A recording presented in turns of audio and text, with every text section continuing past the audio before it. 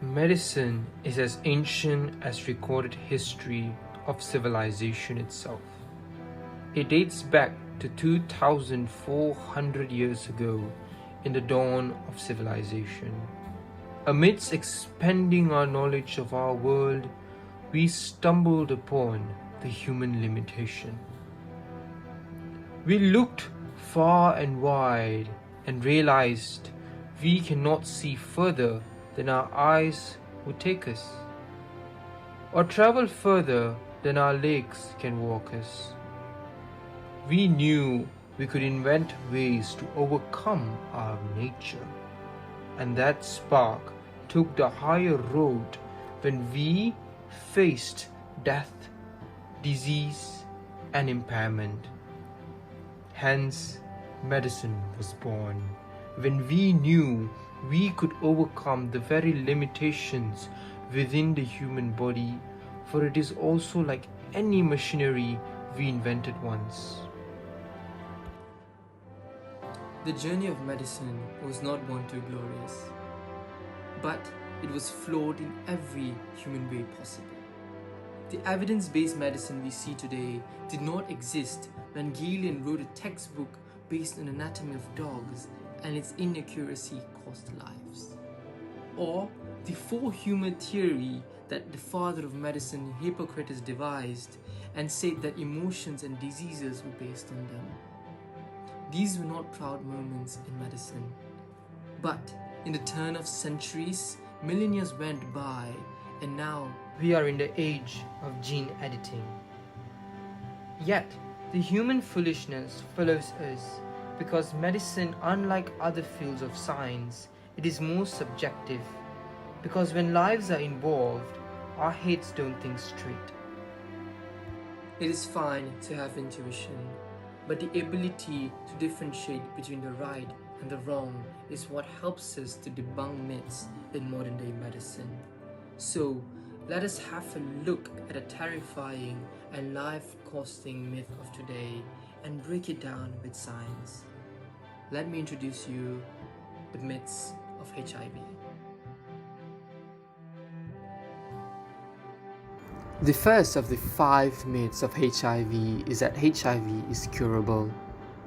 This misleads patients into believing many pseudo-drugs such as herbal medicines and alternative homeopathies that claim to cure the HIV syndrome. But this is completely not true. Instead, patients with HIV should engage in clinically proven drugs to suppress the syndrome, such as antiretroviral treatment, and should hold on to the fact there is no absolute cure.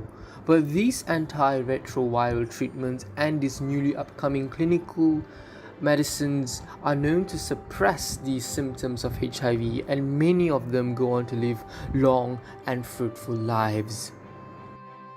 The second myth of HIV is that HIV is transmissible via casual contact, and this is completely and utterly not true, because HIV is only transmissible over the 5 bodily fluids, which is blood, semen, vaginal fluid, anal mucus, and breast milk.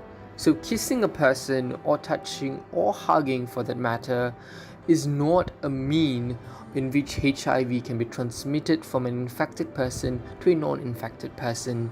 So this myth is now debunked. The third myth is that if your HIV is undetectable, it is transmittable still. This myth is wrong also. Why is it wrong? So this myth actually says that if you were to get a test and it is undetectable that you have HIV, means that you could also be a mode of transmission. This is entirely wrong, because if a clinical test shows that you do not possess the virus, that means that you are not the means of transmission, because these clinical trials are accurate and they actually detect the presence of HIV in the body. So negative results means no HIV in the body. So do not worry if you have no HIV and worry that you might transmit it. The fourth myth that revolves around HIV is often urban, and this is the fact that selective sexual intercourse is a way to go to not transmit or get HIV. And this includes habits such as having sex with virgins, or having a shower after sex is what prevents this transmission, but this is entirely wrong. The last and final myth revolves around societal logic that is not scientifically backed up, such as the myths that certain racial groups cannot get HIV, and this costs lives because certain group of people who believe this myth go on to not testing for HIV regardless of symptoms. And another form of this is when two couples are HIV positive, they do not intend to take suppressive medication because they believe that both of them have HIV, so it will not cause any problem. But this is not true. And I debunk that by stating that HIV has many strains of it. So if a couple has different strains of this virus and they undergo unprotected intercourse, they can transmit these various strains across to one another, and these can lead to more complication. So get your societal logic right before engaging in any sort of activity. A narrative of evidence-based medicine has led us to address a very taboo topic, HIV. And we've used evidence to debunk myths about HIV that has been spreading like wildfire. But with that same evidence-based medicine, let us ask the real question. How is it that we can use clinical methods and scientifically accurate procedures to prevent the spread of HIV, particularly in Malaysia? One thing that you should note is that the ideology of clinical sciences or health sciences, for instance, is not exactly aligned with the law or the moral virtue. What I'm trying to say is the perspective of the healthcare workers is to use practical methods to prevent the spread of HIV instead of moral ones, because that proves efficient and important. So number one, I advise everyone out there in Malaysia, especially from an adolescent, is that if you're engaging sexual activities, use condoms. Condoms are known to be the paradigm, one of the greatest inventions in sexual health. It allows you to do whatever you want, at the same time keeps you in the safe zone and prevents the spread of various STDs, and that includes HIV. Number two, get yourself tested. I know it is not really common, especially among Malaysians, to get yourself tested. But the data from CDC shows that around the world, up to 45% of a population goes on untested throughout their lives. While HIV is spreading like a wildfire, how are we to know exactly who has and who doesn't? So one method that you can combat that is by taking the test. And if you're willing, be honest to your sexual partners, especially if you're engaging in multiple. The third method, which is most important, is to use PrEP. PrEP is known as pre-exposure prophylaxis. Pre-exposure prophylaxis is a sort of medication that you can take before acquiring the HIV virus. You see, the human immunodeficiency virus is something that you can attain. And if you were to take a prophylaxis, something to prevent it before you can attain it, which from sexual encounters, that can actually give you a sort of bubble shield, and this would prevent you from further spreading the disease and also allowing the disease to mutate from one person to another. Another method, which was actually done by the government of Malaysia, is providing safe and free needles. And this has been done by the government of Malaysia for many years. And it is, as I said at the beginning, of methods in which we can combat HIV, it is not always morally aligned.